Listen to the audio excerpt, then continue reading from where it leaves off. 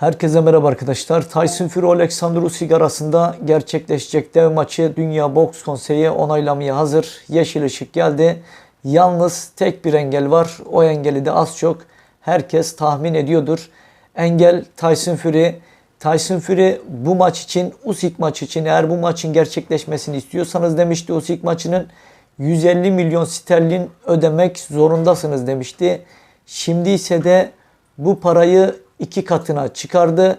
Tyson Fury diyor ki eğer ki dünyanın en büyük maçını istiyorsanız en büyük parasını ödemek zorundasınız diyor yaptığı son paylaşımla. Tyson Fury bu maç gerçekleşecekse bu maça yarım milyar ödemek zorundasınız diyor. Bu maç için yarım milyar pound istiyor Tyson Fury. Tyson Fury'nin son yaptığı paylaşım, açıklama şu şekilde. Tyson Fury diyor ki bilinmeyen bir yabancıya karşı her şeyi ortaya koyacaksam dünyanın en büyük dövüşü, dünyanın en büyük parası olmalı diyor Tyson Fury. Yani diyor ben diyor varımı yoğumu her şeyimi ortaya koyacaksam, yenilmezlik serimi ortaya koyacaksam dünyanın en büyük maçıysa en büyük parasını diyor vereceksiniz diyor. Ve devam ediyor. Çocuklar şu yarım bileği alsanız iyi olur. Değilse o küçük kupa sizde kalsın diyor. Yani şunu söylüyor.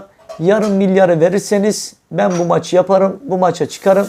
Yoksa diyor kemerler sizde kalsın diyor. Umurumda değil diyor Tyson Fury. Tyson Fury eğer ki diyor Anthony Joshua bu maçı kazansaydı Anthony Joshua ile bu maçı bedava yapacaktım diyor. Şunu söylüyor. Anthony Joshua olsaydı ücretsiz olurdu ama değil diyor. Yine WBC Başkanı Marsio Süleyman bu maç için şunu söylüyor. Tyson Fury dünya WBC şampiyonu, diğer kemeri elinde tutmuyor. Muhammed Ali, George Foreman, Frazier şampiyonası olan WBC şampiyonasını elinde tutuyor diyor. Marsio Süleyman, WBC Dünya Boks Konseyi Başkanı. Tyson Fury ile gurur duyuyorum. O muazzam bir dövüşçü ve boksa devam etmek istediğinden eminim ve bölümdeki tüm şampiyonlukları birleştirmek için mücadele muazzam olacaktır diyor. Usyk'le yapacağı maç diyor muazzam olacaktır ve diyor Tyson Fury bu maça çıkacaktır diyor Dünya Boks Konseyi Başkanı. Yine Tyson Fury ile ilgili şunu söylüyor. Tyson Fury'ye değerlendirme yapması ve uygun bir karar vermeye hazır olması için zaman verdik ve ne yapmaya karar vereceğine dair yazılı onayını almak için 26'sı Cuma gününe kadar vaktimiz var diyor. Yani Cuma gününe kadar Tyson Fury diyor kararını, onayını verecek. Biz diyor bunu Tyson Fury'nin kararını bekliyoruz diyor. Ama benim kişisel görüşüm boks harika bir iş. Boks harika bir aşamadan geçiyor. Harika bir andan itibaren Fury'yi Usyk'e karşı bölümün nihai birleşmesinde görmek harika olacaktır diyor. Yani Tyson Fury ile Alexander Usyk'in maç yapması harika olacaktır diyor.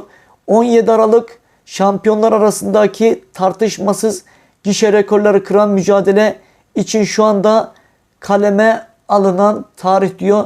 17 Aralık diyor. İkisi arasındaki gerçekleşecek maç için en uygun tarih diyor. Yine Süleyman'ın sözlerine devam ediyor. Ağustos ayındayız. Yılı tamamlayıp kapatmak için ya da gelecek yılın başlarında daha zaman var.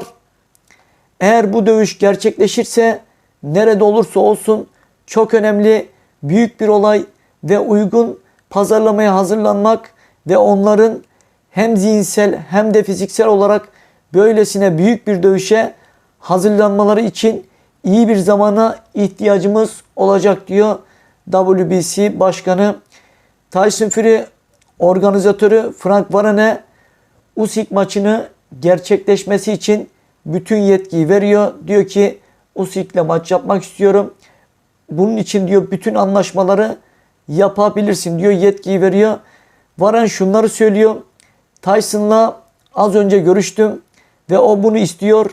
Bana dövüşü bitirmemi istediğini diyor, söyledi diyor. Yine devam ediyor. Bu maçı Tyson Fury ile Alexander Usyk arasında gerçekleşecek bu maçtan ikisi de %50 pay alacak. Warren devam ediyor. Yapılacağını düşünüyor muyum? Evet, düşünüyorum. Usyk'in takımı ve dövüşün hemen ardından istediğini söyledi. Şunu diyor. Bu maçın diyor yapılacağını düşünüyorum. Usyk'in takımı da zaten diyor Anthony Joshua maçının ardından hemen bu dövüşün yapılmasını istediklerini söylediler. Bu dövüşü onlar da istiyor diyor. Bu maç yapılacaktır diyor. Tyson'ın istediğini biliyorum. Ben ve Bobarum bunu istiyoruz. Sadece finansal olarak nasıl çalıştıracağımıza bağlı olacak. Her iki boksörden de büyük talepler olacak ve haklı olarak öyle diyor. Bu eşsiz bir olay.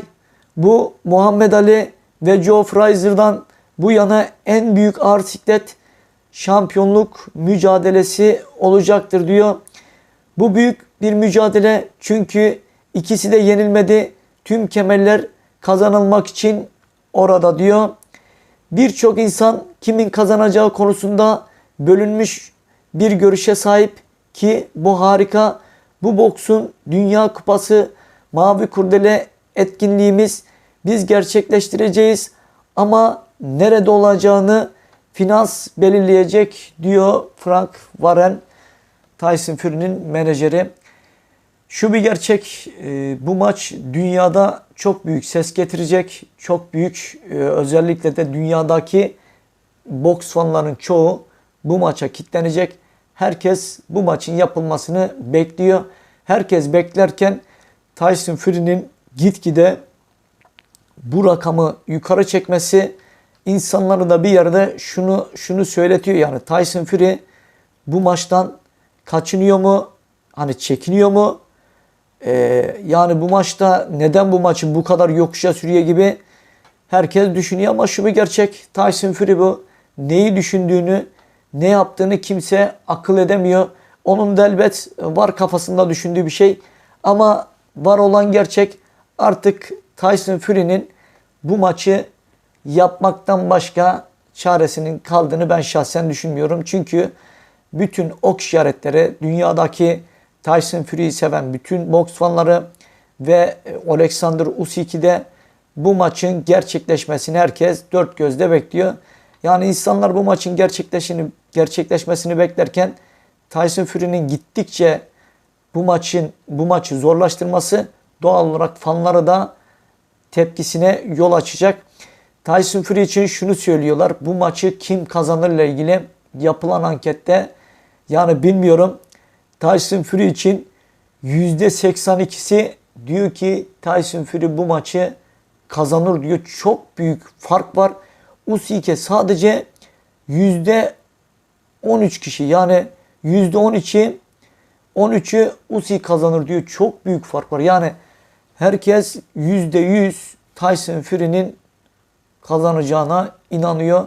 Bana kalsa bu maç bence riskli bir maç Tyson Fury için ama dünyadaki boks fanlarının yani bu derece açık ara fark koyması %82'ye %13 çok büyük bir fark. Yani bakalım. Bu maç artık beni daha çok meraklandırıyor. Ya ben boksu bilmiyorum. Ya bende bir sıkıntı var. Ya da oy verenlerde bir sıkıntı var diyeceğim. Ben bu maçı her zaman %50 koyuyorum. Hatta bir tık da diyorum ki bu maçta Usyk sıkıntı yaratabilir. Ama tek bir Usyk'i zora sokacak. Tyson Fury fizik olarak çok uzun. Tyson Fury'ye Usyk'in yumruk vurması zor olacak. Zor olacak eğer distansla dövüşürse. Tek zorlanacağı konu bu. Tyson Fury de kolay kolay yumruk yemeyen bir isim.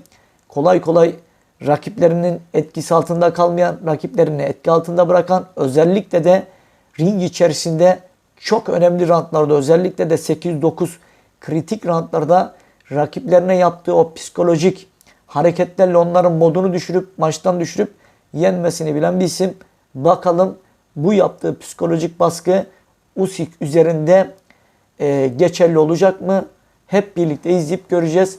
Sizin özellikle arkadaşlar bu anketle ilgili sizin yorumunuz nedir? Bu fark gerçekten doğru olan fark mı?